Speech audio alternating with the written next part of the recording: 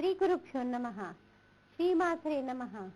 మరి ఆ రకంగా విశంగుడు విశుక్రుడు ఇద్దరు కూడా వారాహి మరియు శ్యామలాదేవత యొక్క చేతుల్లో వారు సంహరింపబడ్డాడు. మనకి లలితా సహస్రనామాలలో మనం చేసేటటువంటి పొరపాటుని ఇది సరిదిద్దుకోవాలి. మనము మంత్రిణ్యంబ విరసిత విషంగ వదతో శిత అని మనం పుస్తకాల్లో చదువుకుంటూ ఉంటాము. కానీ నిజానికి బ్రహ్మాండ పురాణంలో లలితా సహస్రనామాలకు సంబంధించినటువంటి వివరాలు చూసినట్లయితే మంత్రిణ్యంబ విరసిత విశుక్ర వదతో శిత, ఎందుకంటే మనం చూసాం కదా, వారాహీదేవి విశుక్రుణ్ణి వధించింది. విషంగ ప్రాణహరణ వారాహి వీర్యవందిత. కాబట్టి మనము ఈ యొక్క నామాన్ని ఒక్కటి సరిదిద్దుకోవాలి. ఇలా ఈ శ్యామలాదేవి వారాహీదేవి ఇద్దరూ కూడా ఈ యొక్క రాక్షసుల్ని సంహరించేసరికి దేవతలందరూ కూడా ఆనందించి వారిపైన పూల వర్షాన్ని కురిపించారు. ఇక మిగిలిందెవరు? ఒక్క భండాసురుడే మిగిలిపోయాడు. ఆ భండాసురుడు కూడా ఆయన కూడా ఇంకా బెంబేలెత్తిపోయాడండి. ఇక నా పైన అయిపోయింది అన్నటువంటి భావన ఆయనకు కూడా కలిగింది. కానీ రాక్షసుడు కాబట్టి అహంకారం ఎక్కువగా ఉంటుంది కాబట్టి ఆయన ఆ పనిని ఒప్పుకోలేకపోయాడు. ఒప్పుకోకుండా నేను యుద్ధానికి వెళ్ళాలి అని ఆయనతో పాటు 7 ముఖ్యమైనటువంటి అంతరంగికులైనటువంటి సైనికులు, అలాగే కొన్ని అక్షౌహిణుల సైన్యము ఆయనతో పాటు యుద్ధానికి వచ్చింది. ఆయన పట్టుకునేటటువంటి ఆయుధం ఏంటి? యాతన అనేటటువంటి ఆయుధాన్ని పట్టుకుంటాడు.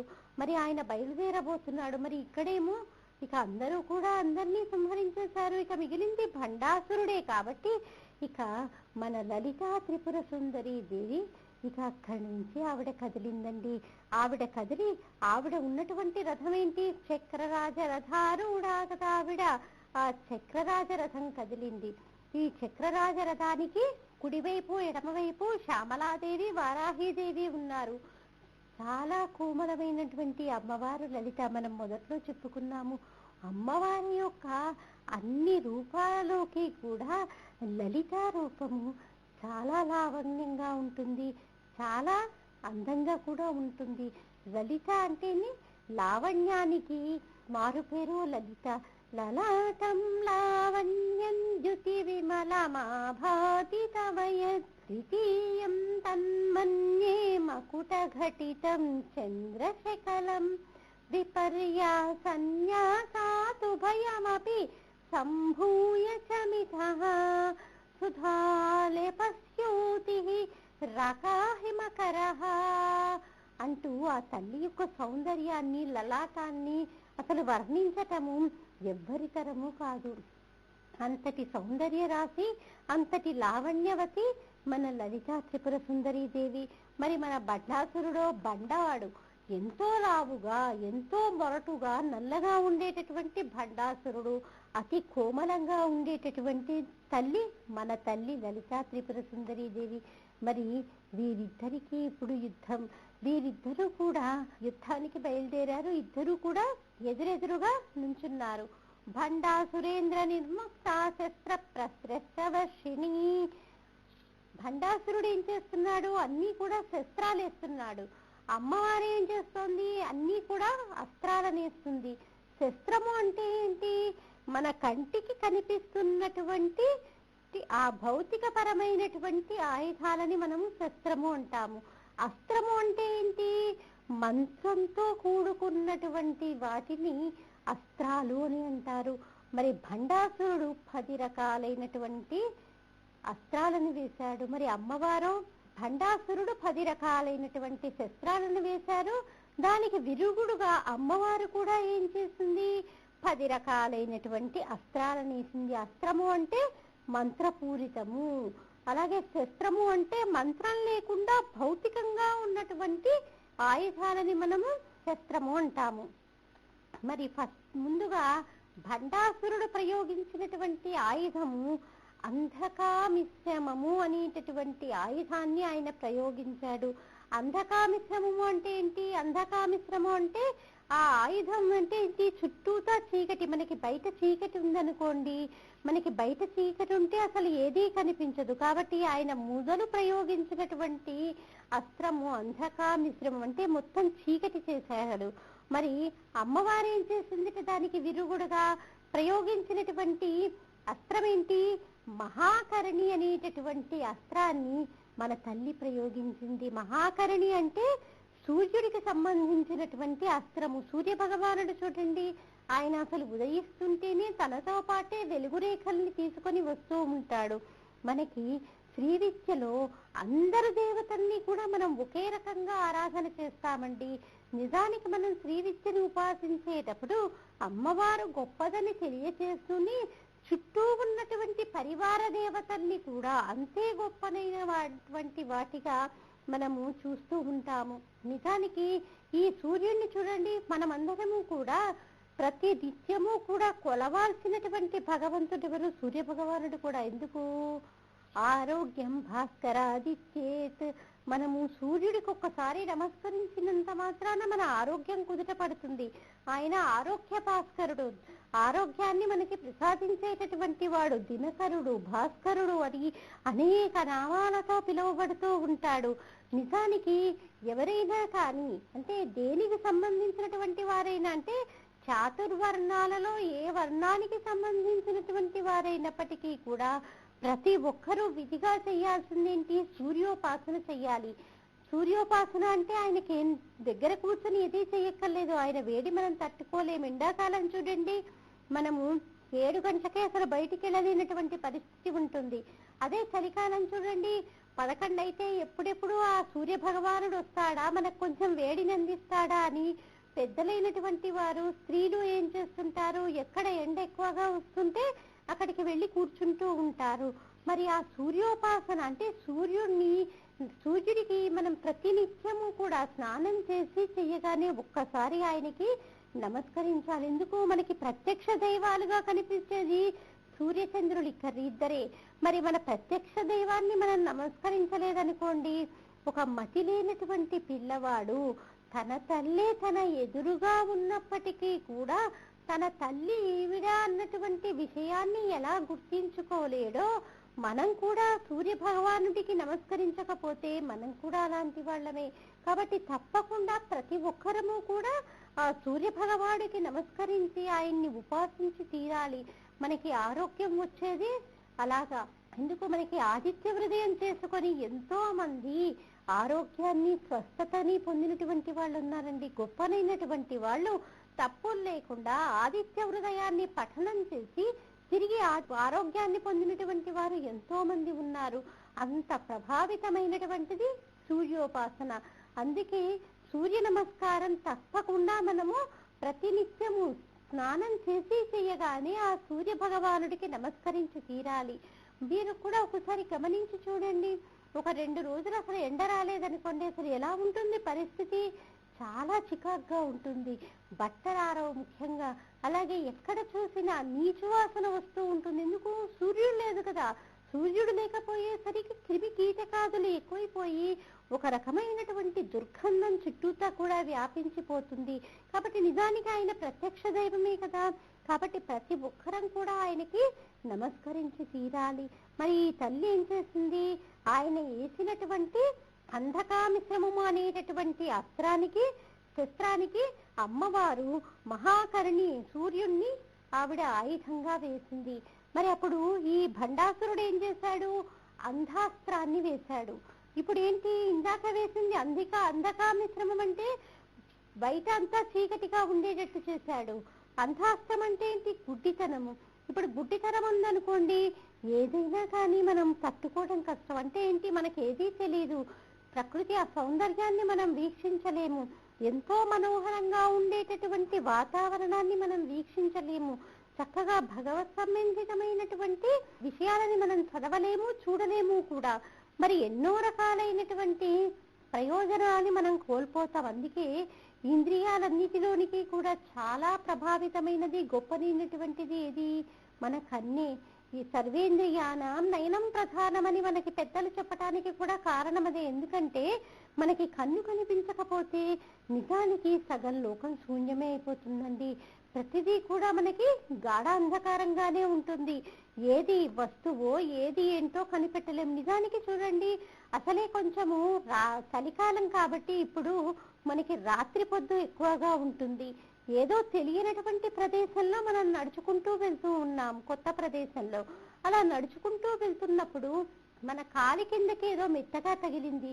మన కాలి కింద మెత్తగా తగిలేసరికి, ఆ కాలికి మెత్తగా తగిలేసరికి మనకి ఏం సందేహం వస్తుంది?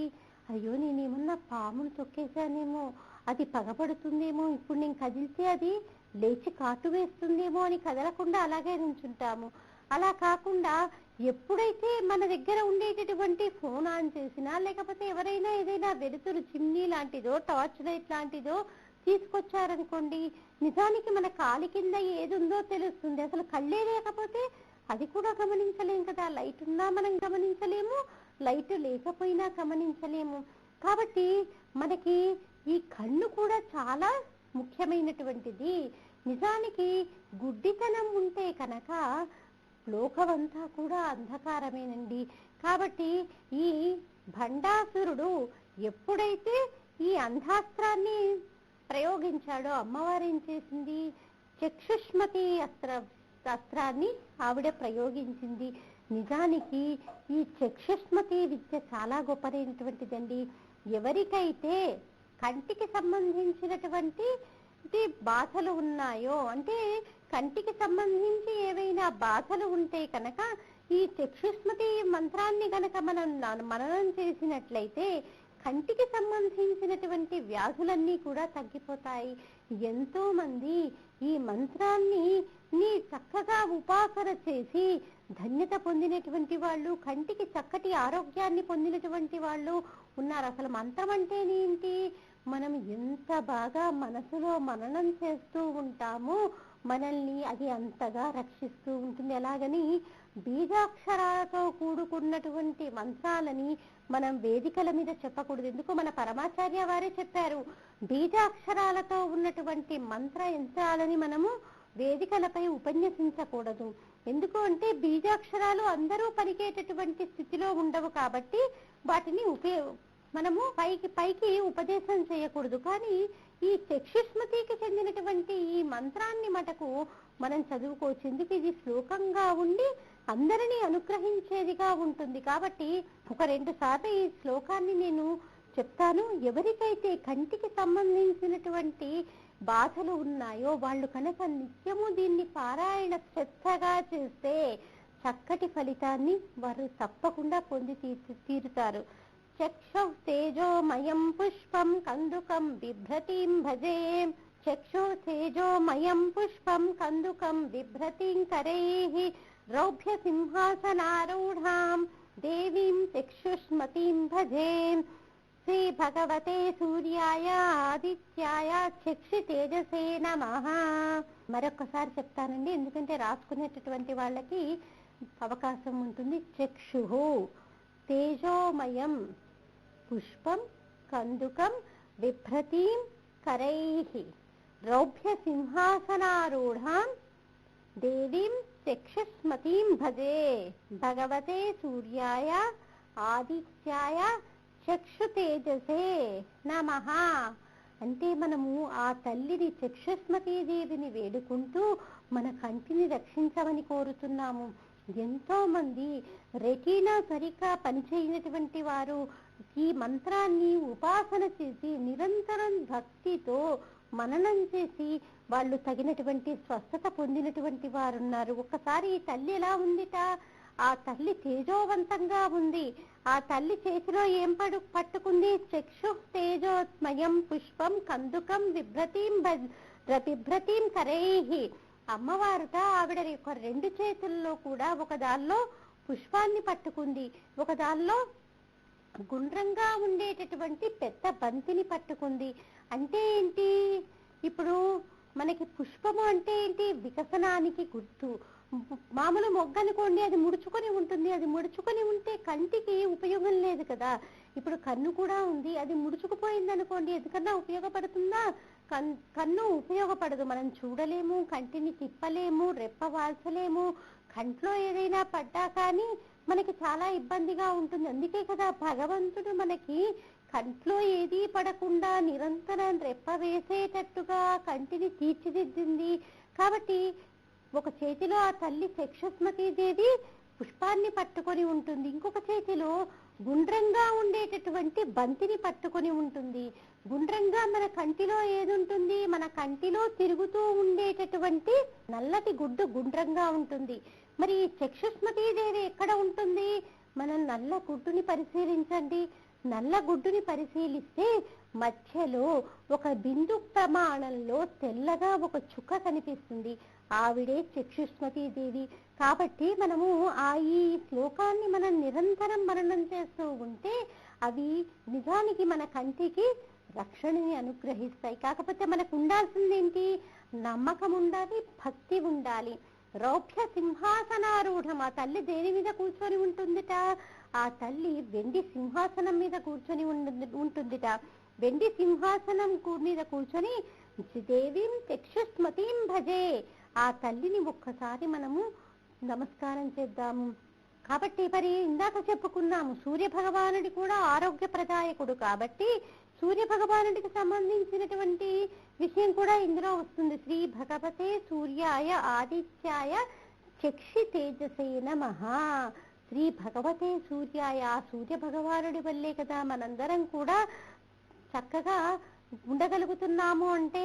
కాబట్టి ఆ సూర్య భగవానుడి వల్ల మనము ఆరోగ్యంగా ఉండగలుగుతున్నాము. ఈ చక్షుస్మతీదేవి వల్ల మన కళ్ళు కూడా సరిగ్గా పనిచేసేటట్టు చూడాలని ఆ చక్షుస్మతీదేవిని మనం వేడుకుందాము.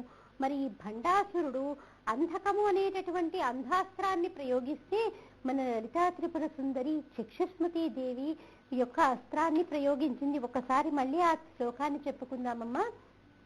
చక్షుః తేజోమయం పుష్పం కందుకం బిభ్రతీం కరైః రౌభ్య సింహాసనారూఢం దేవీం చక్షుస్మతీం భజే. శ్రీ భగవతే సూర్యాయ ఆదిత్యాయ చక్షి తేజసై నమః అంటూ మనం నిత్యము కనుక ఈ శ్లోకాన్ని మనకి ఎన్ని పర్యాయాలు వీలుంటే అన్ని పర్యాయాలు చదివామనుకోండి, తప్పకుండా ఆ చక్షుస్మతీదేవి మనల్ని కూడా, మన కంటిని ఆ తల్లి రక్షించి తీరుతుంది. ఎంతో మంది ఉపాసన చేసి చక్కటి ఫలితాలను పొందిన వాళ్ళు ఉన్నారండి. కాబట్టి మనకి ఒక మంత్రాన్ని మనం చేసేటప్పుడు, ఒక శ్లోకాన్ని మనం మననం చేసేటప్పుడు మనకి కావలసింది ఏంటి? నమ్మకం ఉండాలి, భక్తి ఉండాలి. అసలు మంత్రం అంటేనే ఏంటి? మననాత్ త్రాయతే ఇతి మంత్రః. నువ్వు ఎంతగా నువ్వు లోపల మనసులో మననం చేస్తూ ఉంటావో ఆ మంత్రము నిన్ను అంతలా రక్షించి తీరుతుంది. ఆ పూనిక ఉండాలి, అంతలా మనం మననం చేయగలగాలి. ఇప్పుడు మనము ఒక భోజనం ఉందనుకోండి, భోజనము ఏదో గబగబా గుటగుటా మింగేసామనుకోండి, మనకేమన్నా తొందరగా అరుగుతుందా? లేదు. మనం అన్నం తినేటప్పుడు ఎలా తింటాము? ఒక్కొక్క ముద్ద మెల్లిగా తింటాము. నోట్లో పెట్టుకున్న తర్వాత బాగా నమిలి ఆ సారాన్ని మనం మింగుతాము. అలా బాగా నమిలినప్పుడే కొంత లాలాజలంతో కలిసి మన కడుపులోకి వెళ్ళిపోతుంది.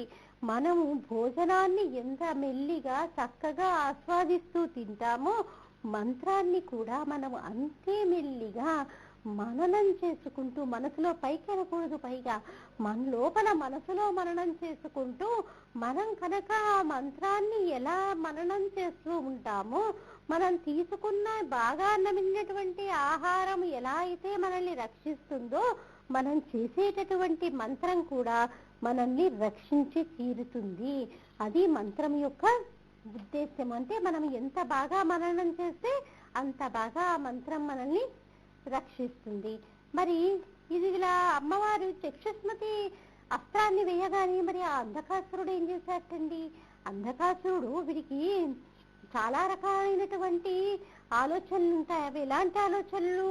ఒకరి అభ్యున్నతికి పనికి వచ్చేటటువంటివి కాదు, ఒకరిని నాశనం చేసేటటువంటివి, ఒకరి యొక్క అభ్యున్నతికి పనికిరానటువంటి అస్త్రాలు, ఒకరిని ఏ రకంగా కుటిల బుద్ధితో మనం వ్యవహరించాలి, ఒకరిని కింద పడేయాలి అన్నటువంటివి ఆ భండాసురుడికి తెలిసినట్టుగా ఇంకెవరికీ తెలియవేమో. మరి ఈ భండాసురుడు ఈ పాషండాస్త్రాన్ని ప్రయోగించాడు. పాషండాస్త్రాన్ని ప్రయోగించగానే, పాషండం అనేటటువంటి శస్త్రాన్ని ప్రయోగించగానే అమ్మవారు ఏం చేసిందిట? గాయత్రి అస్త్రాన్ని ప్రయోగించిందిట. పాషండము అంటే ఏంటి?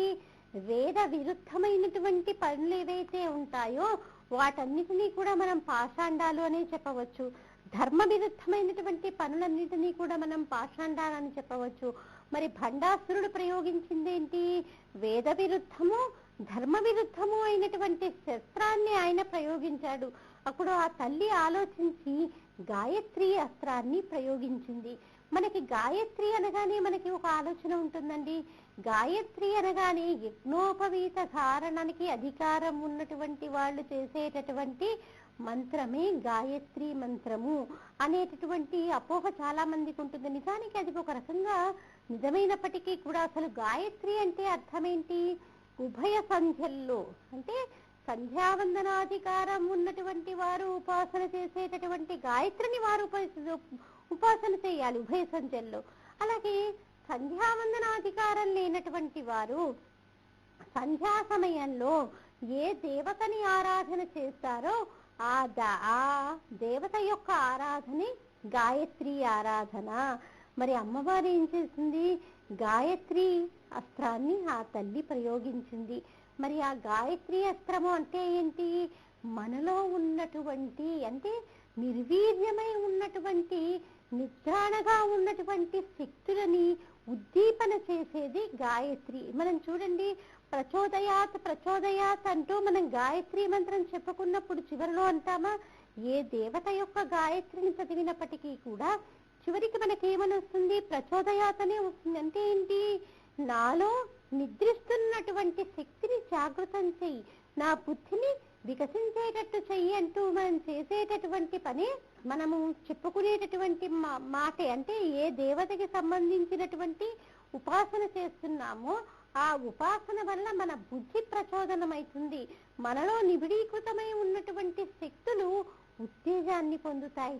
ఆ ప్రచోదనాన్ని పొందటం కోసమే గాయత్రి అంటే ఇరు సంధ్యలలో ఎవరు చేసేటటువంటి ఉపాసన వారికి గాయత్రి. ఇంతకంటే మనం ఎక్కువ చెప్పుకోవసరం లేదు. గాయత్రి అనగానే మనము ఒక బ్రాహ్మణులు అనగా సంధ్యావందనాధికారం ఉన్నటువంటి వాళ్ళు చేసేటటువంటి ఉపాసన అనుకోవడానికి వీల్లేదు. వారు చేసేటటువంటి ఉపాసన ఒక రకమైనటువంటి ఉపాసన. ఏ వర్ణం వాళ్ళైనా చేసేటటువంటి ఉపాసన. కొంతమందికి శంకరుడు ఇష్టం అనుకోండి, ఓం నమ శివాయ లేకపోతే నమ శివాయ లేకపోతే శివ శివ అనుకుంటూ మనం మననం చేయటమే. మనకి ఏ మంత్రమూ రాదు. ఆ భగవన్నామాన్ని పలకటం కూడా ఒక మంత్రమేనండి.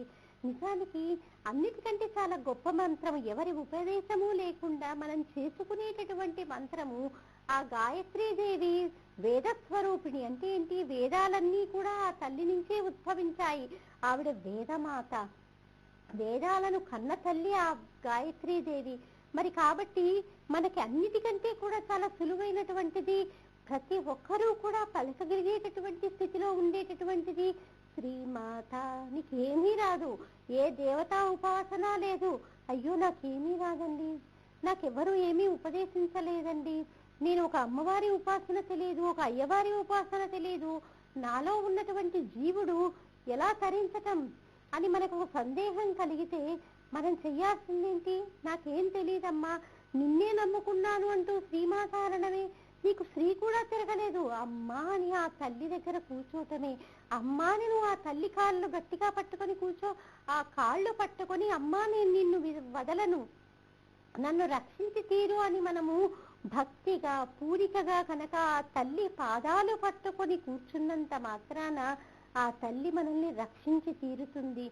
ఎంత గట్టి సంకటాలు ఉన్నప్పటికీ కూడా అవన్నీ కూడా ఆ తల్లి తీసివేయగలదు. ఆ తల్లికి ఆ శక్తి ఉంది.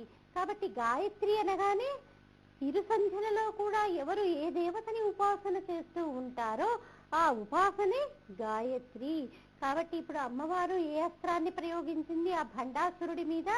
ఎప్పుడైతే వాడు వేద విరుద్ధము ధర్మ విరుద్ధము అయినటువంటి శస్త్రాన్ని ప్రయోగించాడో అప్పుడు ఆ తల్లి గాయత్రి అస్త్రాన్ని ప్రయోగించి మనల్నందరినీ ఉద్ధరించటం కోసము ఆ తల్లి నడుం బిగించింది. నిజానికి గాయత్రి మంత్రము 24 అక్షరాలతో కూడుకొని ఉన్నటువంటిది. మరి 24 అక్షరాలతో కూడుకొని ఉన్నటువంటి గాయత్రి మంత్రాన్ని నిత్యం మనం ఉపాసన చేస్తే ఎంతో శక్తిని పొందుతాము. అలాగే మనము మార్గశీర్ష మాసంలో వచ్చేటటువంటి చివరి మంగళవారం రోజున సామూహికంగా కాత్యాయని వ్రతాలు నిర్వహిస్తున్నాము. ఈ కాత్యాయని వ్రతాలు చేసుకున్నంత మాత్రాన వివాహము అబ్బాయిలకి అమ్మాయిలకి త్వరగా అవుతుంది. అలాగే వారి జాతకంలో కుజదోషం ఉన్నా కూడా తొలగింపబడుతుంది. మీరు సంప్రదించాల్సినటువంటి మా టెలిఫోన్ నెంబర్ 8112512611 సంప్రదించగలరు. అలాగే మనము సామూహికంగా లక్షవర్తి నోముని మాఘమాసంలో వచ్చేటటువంటి పౌర్ణమి తిథి రోజున నిర్వహిస్తున్నాము. ఈ లక్షవర్తి నోము ప్రతి స్త్రీ కూడా ఆచరించాల్సినటువంటిది. ముఖ్యంగా రజోదోషం పోగొట్టుకోవటానికి చేసేదే అయినప్పటికీ కూడా 55 సంవత్సరాల పైబడినటువంటి స్త్రీలు, ఇతరత్ర ఆరోగ్య కారణాల చేత గర్భసంచి తీసివేయబడినటువంటి స్త్రీలందరూ కూడా ఈ వ్రతాన్ని చేయవచ్చు. నిత్య జీవితంలో మనం చేసేటటువంటి అనేక తప్పిదాలకి ఇది ప్రాయశ్చిత్తము. ఆసక్తి ఉన్నటువంటి వారు సంప్రదించాల్సినటువంటి టెలిఫోన్ నెంబర్ 8112512611 సంప్రదించగలరు. ఇంకా దీనికి సంబంధించినటువంటి విషయాలని మళ్ళీ కార్యక్రమంలో తెలుసుకుందామమ్మా.